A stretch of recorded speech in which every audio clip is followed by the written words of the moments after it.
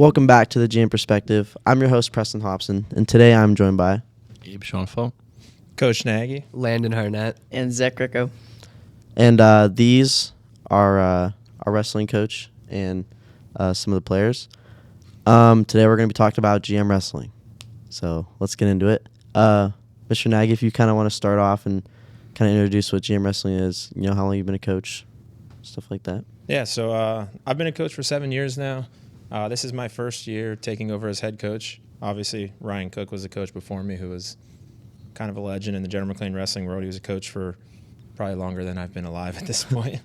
But it's kind of been exciting to take over the first year. Obviously, there's a little bit of kind of nerves and just kind of uncertainty that comes along with taking over someone who's led the program for so long. But it's been a great season. We were state qualifiers as a team. Got a bunch of kids actively wrestling in the postseason still. And just having a bunch of fun and winning a lot of matches. Yeah, how is kind of, you know, your first year being a coach? How has that been different from, you know, the past 6 years? I mean, the wrestling side of things stays the same. That didn't change much, but it's all the behind-the-scenes stuff, all the paperwork, the fundraising, just getting everything ready that people don't see, and all the stuff that Coach Cook just did that I had no idea. It's been busy, but it's been fun. Is it kind of like other sports? Do you have like assistants? Like how much help do you actually get? Yeah, so I have 2 paid assistants through the school. That's Coach Kimmy and Coach Watkins. And then we have Coach Gomez as well. Coach Gomez has been around the longest. He's been around the program for at least 5 years now. So they all know the way the system works. They're great. They help out a lot. They'll do anything I need them to do. So, yeah, that's awesome. How do you guys feel about him taking over as head coach? How is that different from Coach Cook? I mean, I wouldn't say it's like very different. I mean, practice is still the same. We still go to the same tournaments. We still win matches, so it's not very different. Yeah, like I have nothing else to say. That's basically what I was gonna say. It's nothing really different. So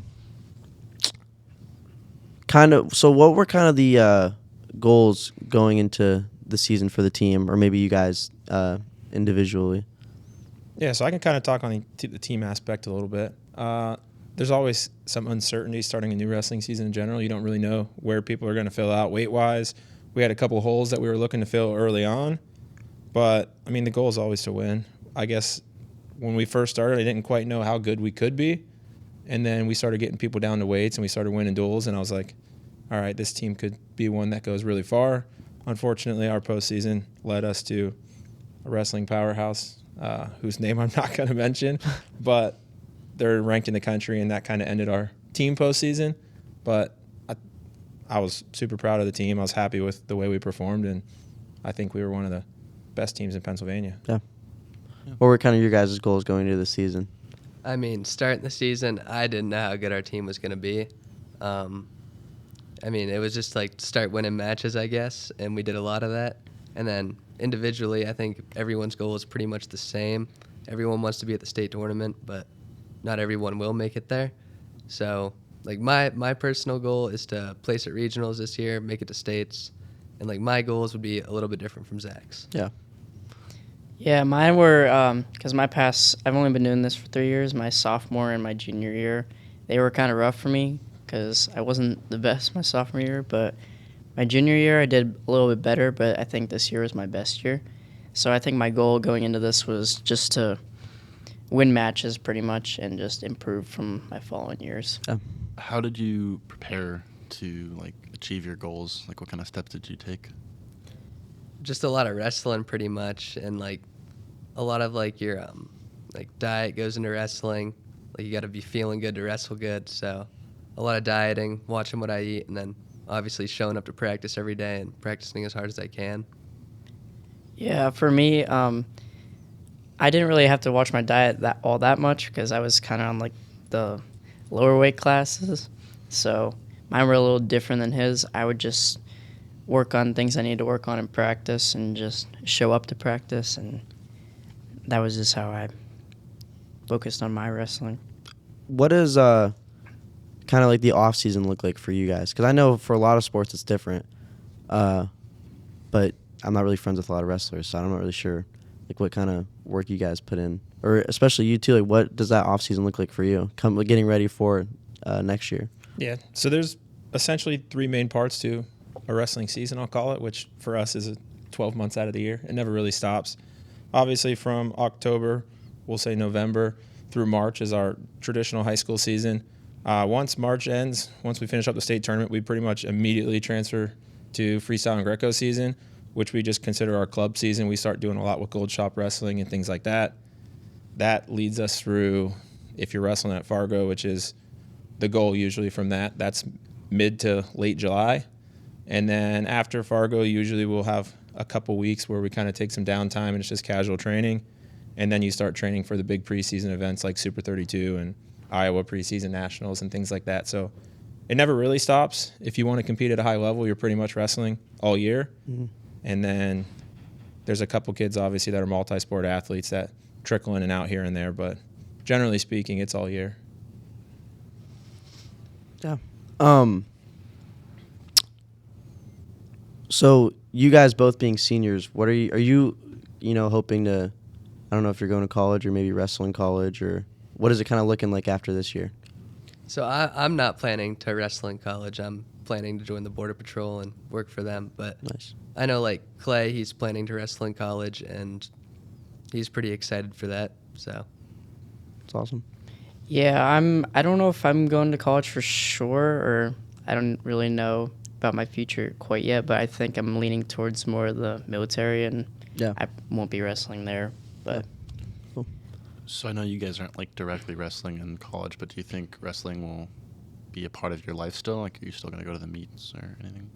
Oh, 100%. I'm still going to go watch wrestling and try to wrestle with old teammates and go support Clay, obviously, at Edinburgh. Yeah, like, probably just go out and support the team as much as I can after this year's over, because I had such a good time.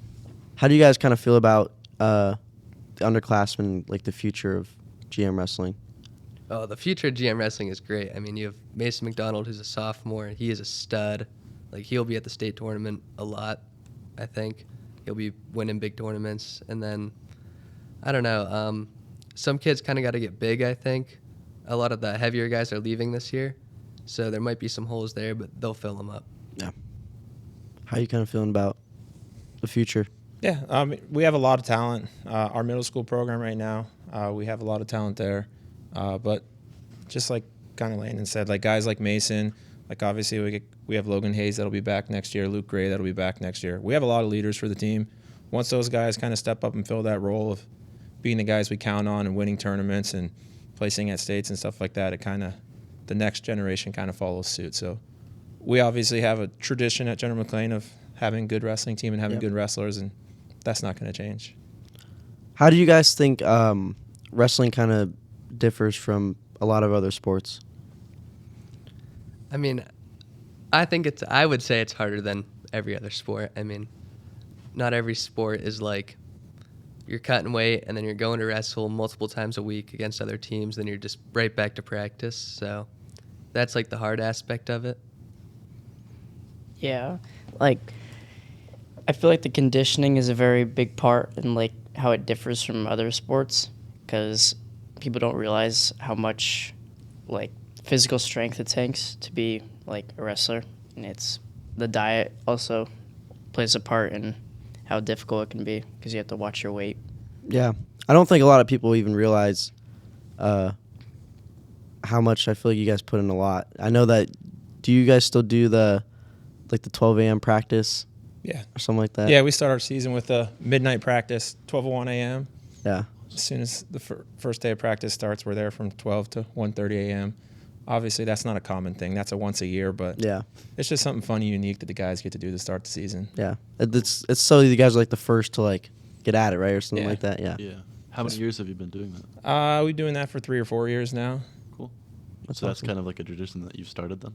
Yeah, Coach Cook and I, a couple years back, were like, it'd be kind of crazy if we practiced at midnight, right? Yeah. Yeah, that would be completely stupid. What are we thinking? And then we're like, wait a second. And then we were like, are we even allowed to do this? And it's still probably questionable on whether we're allowed to or not, but we're here at midnight. We practice at 1:30. We have a lot of fun, and then It kind of just kickstarts our season. That's awesome. Yeah.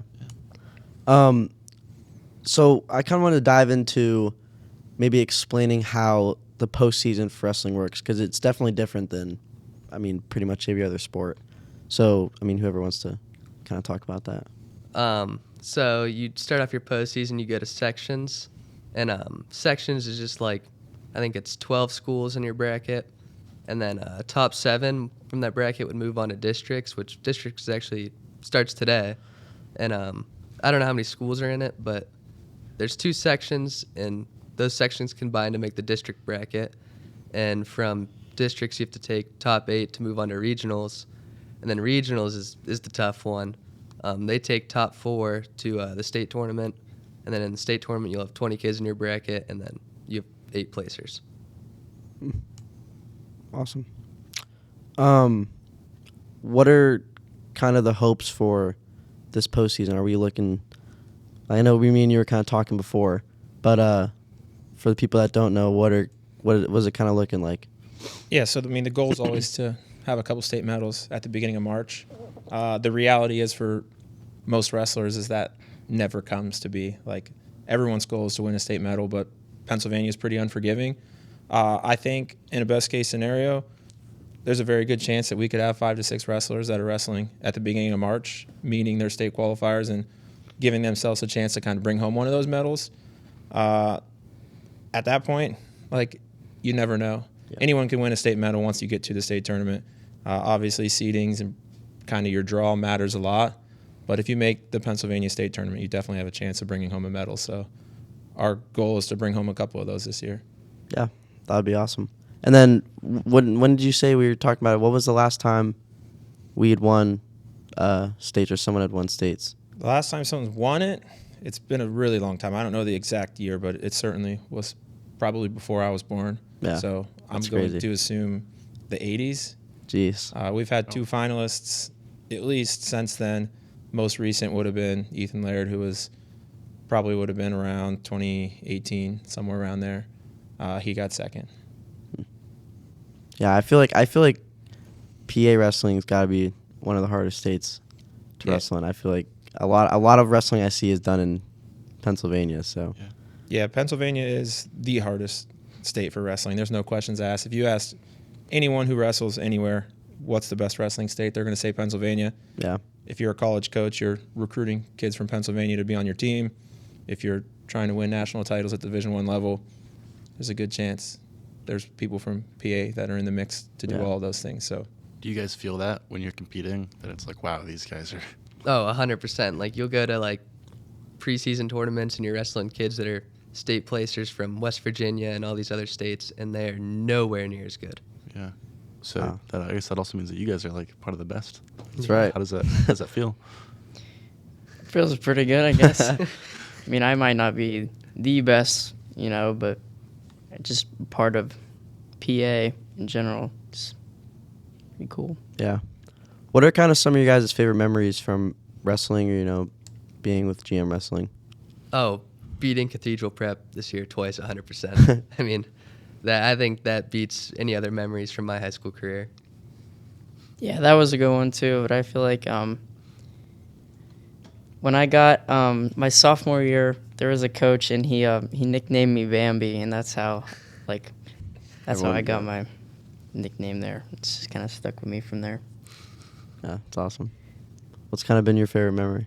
I can't really pinpoint a single memory. Obviously, the wins Landon mentioned those are always good ones. My first dual meet as a head coach was against Cathedral Prep. There's no secret there. We're not friends. We don't like them. So getting that win was fun. There's also a pretty good one with Zach Greco over there. We were at the Clearfield Duels, wrestling Clearfield actually, who was currently, at that time they were ranked 9th in the state. I think we were somewhere around 16th or 17th at the time. But it came down to the last couple of matches, and we put Luke Gray out there hoping for a big match out of Luke, and they forfeited to Luke and actually bumped the kid up to Zach. And I'm not going to lie, I was kind of panicking in the moment. I didn't know what to expect.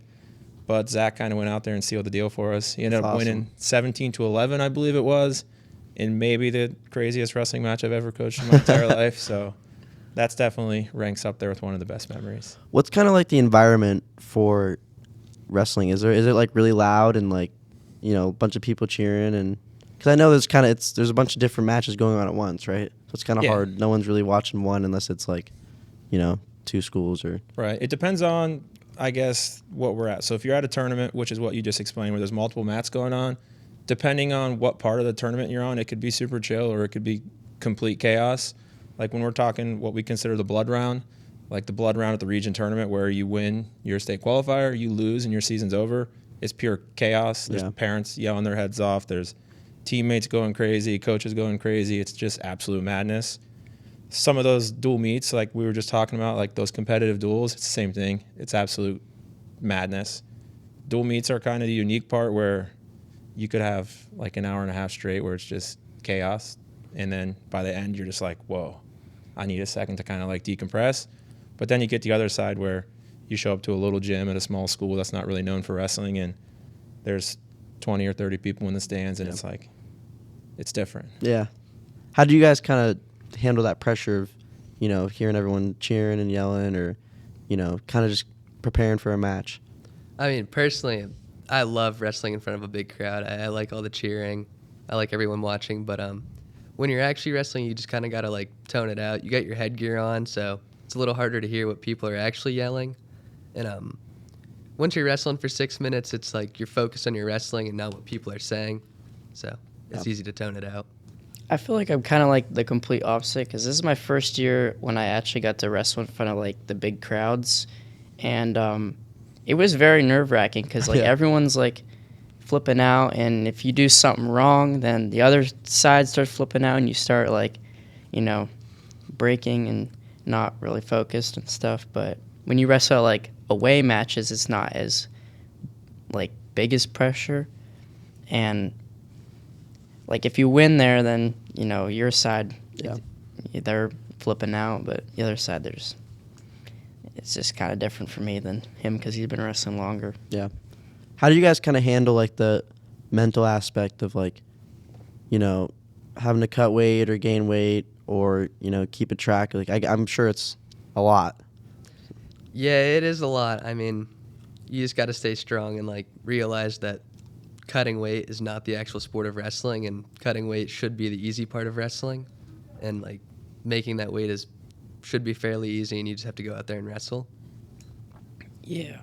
I feel like your weight cut shouldn't, like, affect how you wrestle. Yeah. If you do your weight cut right, then you'll be good and on track. You won't have to, like, run sprints like an hour before you wrestle. And yeah, if you just watch your weight, you'll be fine. Mm-hmm. What would you guys say to maybe someone who's unsure about wrestling, or, you know, younger kids who want to wrestle, maybe even middle schoolers in high school? What would you kind of, maybe some advice for them? My advice would be to talk to Ryan Benoit. He stepped on the mat as a senior, having never wrestled in his life. I believe there may have been a brief moment where either him or his brother did on youth, like very briefly, but he had no clue what was going on. He had no clue what he was doing. We were like, hey, come give it a try. And we finally convinced him, and it was the first tournament of the season. He was wrestling at the Hickory tournament and got a win, and he was just like on cloud nine. He's like, this is the best feeling ever. What is happening? He's like, this is way better than anything I've ever felt. And I was like, exactly. Like, that is why we do all this crazy stuff, is because you get your hand raised, like, there's nothing else like it. Yeah. I mean, when you look at the Grecos, obviously they started in high school, and I think they like it. So I'd say talk to them too.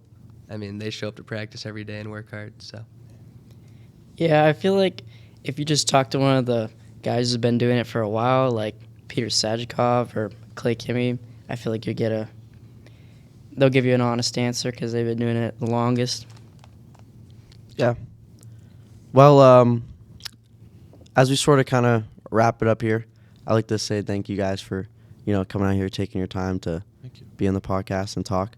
I also want to give a thank you to the GM Foundation for letting this be possible, giving us the opportunity to come on here and, you know, helping us get this stuff to the podcast. And, yeah, wish you guys good luck on the rest of the season. Anything else you guys want to say? no. I'm good. Yeah.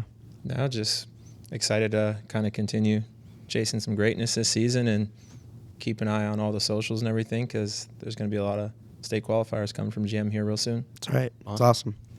All right, cool. Thank you guys so much. Thank you. Yep. All right, everyone. Make it a great day. See ya.